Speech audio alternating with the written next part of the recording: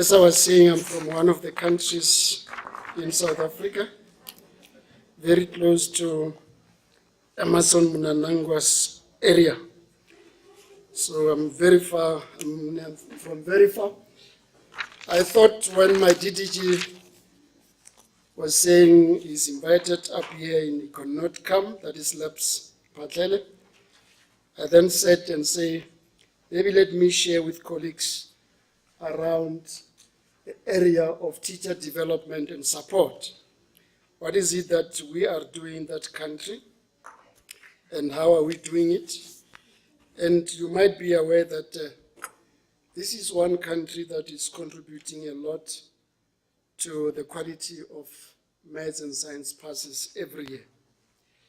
And I must say that in our culture,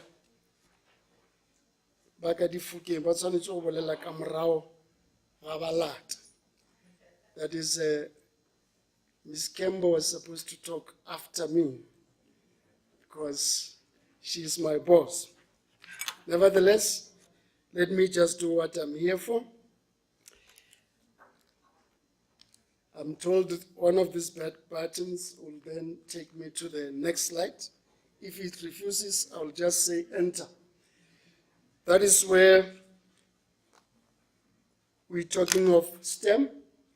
But I must say that where I come from, the E doesn't exist. In the education system, the engineering, as in the contextual meaning of engineering here, does not exist. And therefore, my talk will mainly be around mathematics and science. And we are one country where we heeded the call when they were saying every country, remember when I talk of a country, I mean a province, every country must have an MST directorate. So Limpopo happened to be amongst the first to establish that. So what is it that we expect from these teachers that are involved with STEM? Whatever they do in that classroom learning environment, they need to make STEM to be real. Must always endeavor to make sure that theory and practice are integrated. Furthermore, we expect these teachers to be very much proficient in the teaching of science and maths. Again, we need these teachers to be collaborating with other institutions. In particular, here I can mention universities that are also involved in the STEM education. Now, the teachers that are responsible for STEM should be prepared to release their teaching responsibility. By that, I mean they should, as you know, when we started with outcome-based education, it was always emphasizing group work. Here, the teachers must emphasize inquiry-based teaching and learning. Now, they must always look out for opportunities pertaining to professional development. And again, they must stay on top of their field. What do I mean by that? They really need to be in charge of their subjects. That is what we expect from teachers involved with STEM. Now, we are asking a question to say, can the quality of the system exceed the quality of the teachers? Obviously, the answer is a resounding no. And again, no nation is better than the quality of its education. With that type of background, I would like to know that we are putting a teacher at the central position where the quality of STEM is reliant upon such teachers. Therefore, in in Limpopo, after realizing the importance of a teacher in delivering quality STEM education, in 2008, as a country, we established what we call MASTEC Institute, Mathematics, Science and Technology Institute. So the Mastec Institute, it provides what you call continuous professional teacher development program, mainly for the science and the maths teachers. Now, when this concept was developed, the thinking behind was that I think Prof. Bradley indicated that during the olden days, we're looking at more rather than the better. The thinking was that we've got more teachers in the system that we cannot absorb in terms of offering them employment. So when we started Mastec Institute, the thinking was we'd then withdraw teachers from the classrooms and keep them at Mastec for 3 months. But that proved otherwise. Because we did not look into the better, we realized that when we took these teachers away for a longer period, learners are suffering. Therefore, we then said, let's have these teachers come into the institute twice per year, where they will spend 3 weeks rather than 3 months. So the program that these teachers are following at Mastec, it is SACE endorsed. So in 1 academic year, we are able to train or develop 320 teachers for maths and science. You can see it's just a drop in the ocean, realizing that Limpopo, or our province, or our country is having around 56,000 teachers. Now, when we take these teachers to the institute, what informs us in terms of what the content of the program should be? Obviously, some research literature around teachers' pedagogic and content knowledge, we look at that. We also look into the new topics that are introduced in the curriculum, the national curriculum. We also look at the examination results. Here, we're looking at ANA results, we look at NSC results, we also look at teams, how learners are performing. Those research literature is actually informing us in terms of what should be the content of the program. Therefore, again, from the school, we look at what we call the integrated management system, that is IQMS. In the IQMS, some of you are having background from teaching, is where the teacher indicates personal, professional development wishes. So we look at that and see what is it that the teachers would like to be developed in. And again, we do what we call item analysis, and our subject advisors give us what we call on-site school support reports. All these reports are actually informing us in terms of what is it that we must focus on at our institute in order to develop teachers. Now, the Limpopo province, again, as I said, that one I said we established that in 2018. Now, the institute is manned by relevantly qualified staff. I must emphasize that the staff that is placed at Mastec are relevantly qualified in terms of the degrees. They are really, really in charge on top of things there.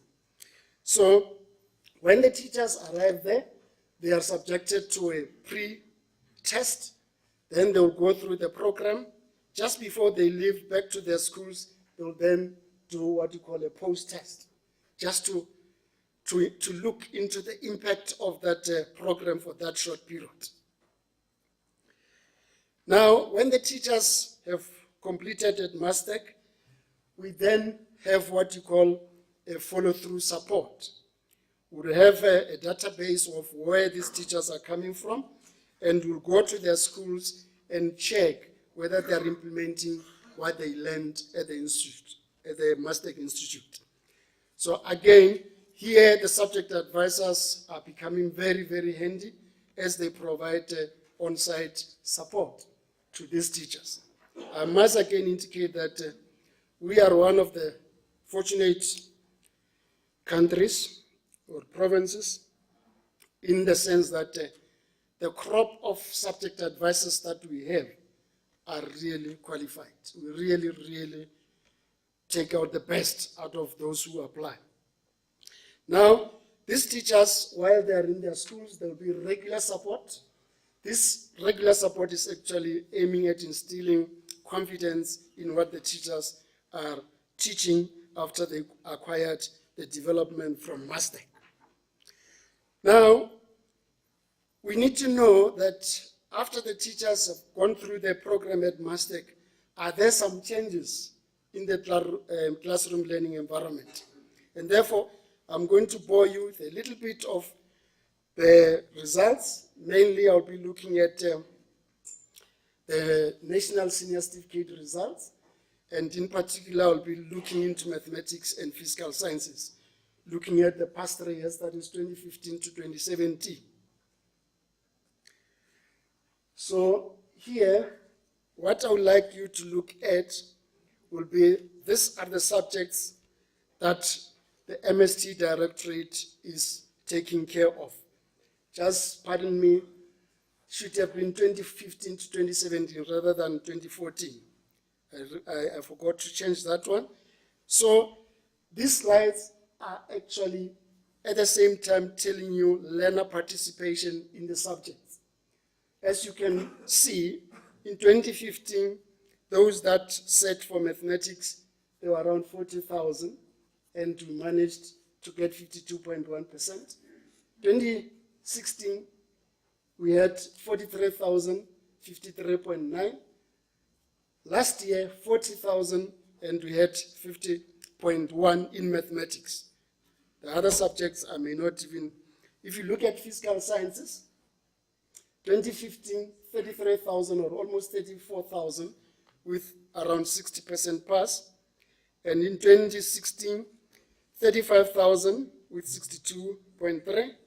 And last year, 33,000 with 63% pass.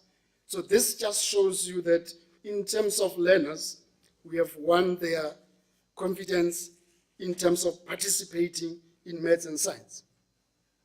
Now, again, when I look at those subjects that in our context, they have the word technology, like the very first one talks about civil technology, followed by computer application technology, information technology, and engineering graphics, and mechanical technology, and lastly, electrical technology. These subjects, when you look at our province, because of the very few number of learners that are participating in these subjects, we are always position 1 in the league. In the league of 9 countries, we are position 1 when it comes to technology subjects. And it is mainly because very few learners offer these subjects. I'm sure you are aware that the fewer learners offer the subject, then the percentage may deceive you. But when you look into mathematics, where we've got 60 whatever thousand, the denominator there is very big, and therefore the overall percentage is going down. That's why we were once advised as Limpopo to say, in order to move from position 8 on the league to a position maybe 4 or 5, you should discourage learners from taking mathematics. So let's look at how Limpopo is performing relative to the other countries. So I'm sure you can see that in terms of encouraging learners to offer maths and physical science, we are actually succeeding. The only snag will be to make sure that we've got better teachers to teach these learners. And again, if you look at mathematics with the other countries, 2015 to 2017, that is where our country is, Limpopo. We are beaten by KZN and I think it's KZN. So we are number 2. So in terms of trying to address the needs of the National Development Plan, Limpopo, we are on the right track. The only thing that we must get right is the quality of our teachers. And with the Mastec Institute in place, we are trying to say, we have these teachers, there's no way we can wish them away. Therefore, let's subject them to in-service training. Maybe things will be much better. You're looking at our Limpopo compared to the others in physical sciences. You can see that we are trying our level best. And learners are very much convinced that these subjects are very important. And in a nutshell, we are looking at those years, how we performed, and here the participation rate is on course. The only thing we need to look into the quality of teaching in the classroom. Those were my few words from Limpopo. I hope I did not bore you with the statistics. Thank you.